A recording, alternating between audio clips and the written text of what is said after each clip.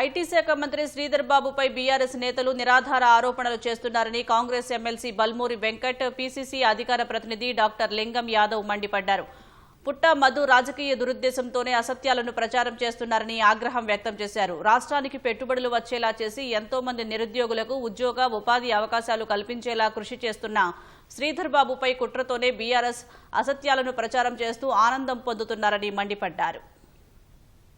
పుట్టమధు గతంలో నేర చరిత్ర, దానితో పాటు అడ్డగోలుగా భూ కబ్జాలు చేసిన మరి ఆయన శ్రీధర్ బాబు గారు ఇమేజ్ డ్యామేజ్ చేయడానికి ఉద్దేశపూర్వకంగా ఆయన దగ్గర ఉన్న కొంతమంది వ్యక్తులని పురమాయించి ఇసొంటి చెయ్యండి మంత్రి గారిని డ్యామేజ్ చేద్దామని చెప్పి మరి ఆయన చేసిన ప్రయత్నమా?